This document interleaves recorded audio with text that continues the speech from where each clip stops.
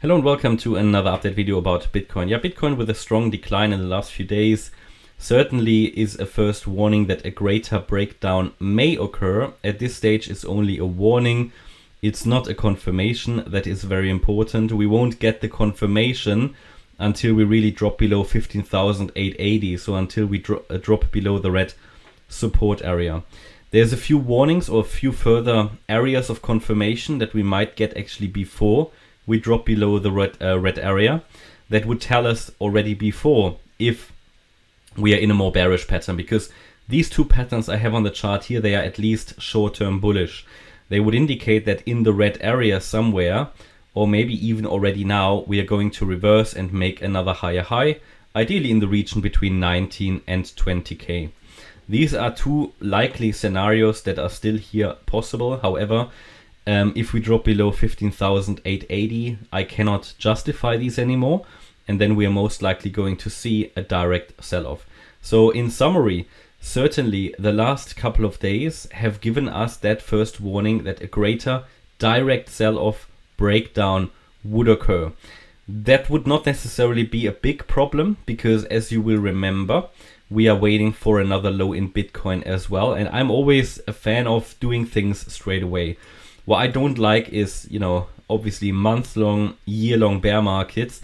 The sooner we can get a sell-off, the sooner we may get out of this mess. So it all has a good side as well. And if we drop below 15,880, we know that with a high likelihood, we're going to go into the 14 to 14.5k area. That is my target for the wave 5 at the moment down here. However, I also need to add that if we get this sell-off straight away, without following the green or the red count, in which we would both make slightly higher highs first, if we get the sell-off straight away, then we might actually end a little bit lower than 14k. It just has to do with Fibonacci extensions and targets, because if we first move higher, we start from a higher position and don't necessarily fall that much. However, if we drop straight away, we can fall a bit further. That's just something to highlight, yeah, and to understand.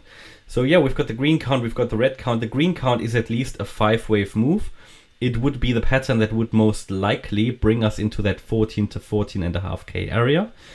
In this green count, we are either moving up now or dropping a little bit more and should then move up, but we need to hold above 16k. Below 16k, that green diagonal count will get invalidated because we will drop below the wave 2 low.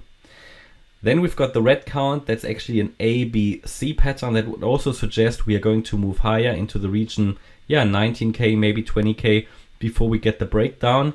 It's a slightly different higher level wave pattern. I might change that for the next few videos depending on if we see that the red count is definitely going to work out or not. We don't know that yet, because it could still be the green count.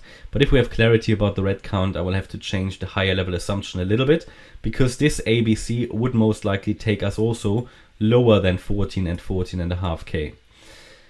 So this is in both of these sketched scenarios possible that we find support in the red area. This is defined by Fibonacci support levels. No, it just took the wrong low.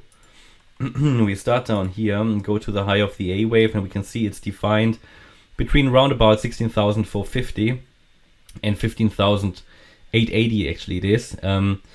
It's between the 50% fib level and the 78.6% fib level. If we drop below that, I cannot justify these scenarios anymore. I mean, the B wave scenario would technically still be valid all the way down to 15,480. But if we already drop below 15,880, it will get very, very unlikely. So we can't really justify and follow it then anymore.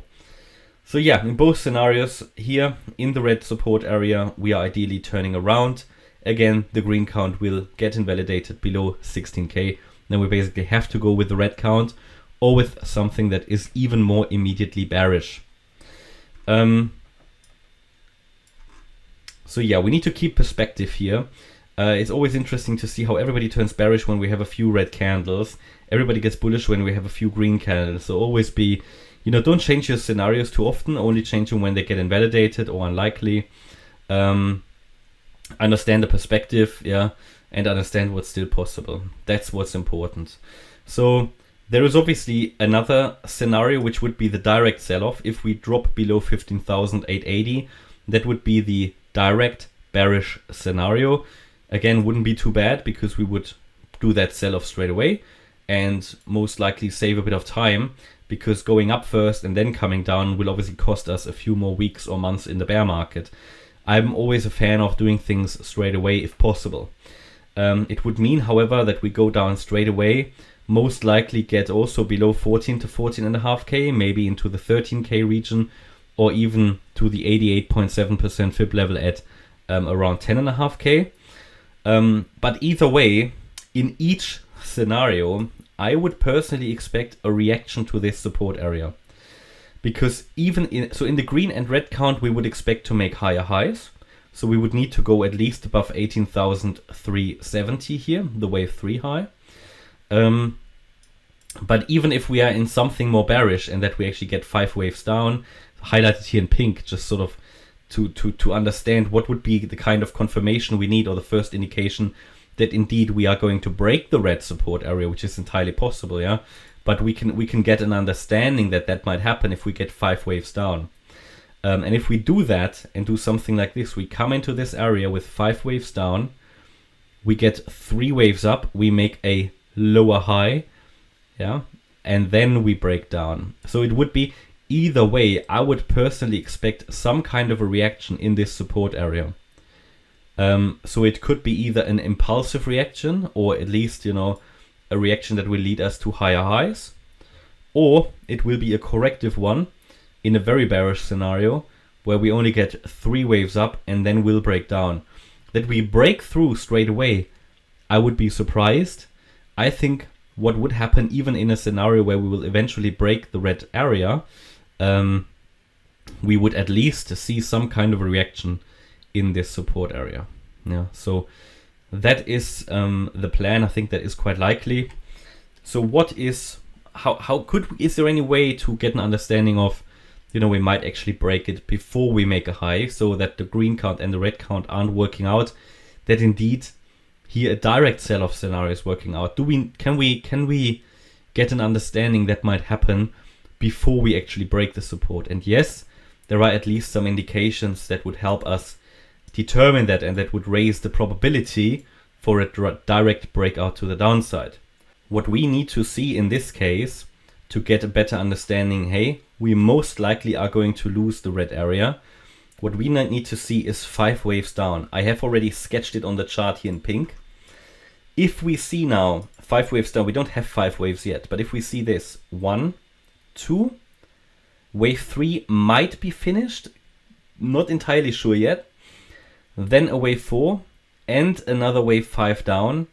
That is a first, or let's say after that strong retracement, it would be a second warning that we might get a direct breakout to the downside. So 5 waves down would be an indication, because if the bears can push it down in 5 waves and not only in 3, yes, that's an indication, an additional indication that we might break down. So what would need to happen for that? So as I said, the wave 3 might be in already, so we might be getting into a 4 retracement now. If we now, in any retracements to the upside, if we stay below, let's just see.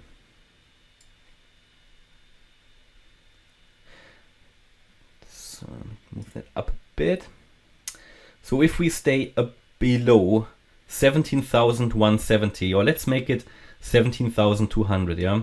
So if we cannot get above 17,200, it would be a strong indication that we are getting a 5th wave down.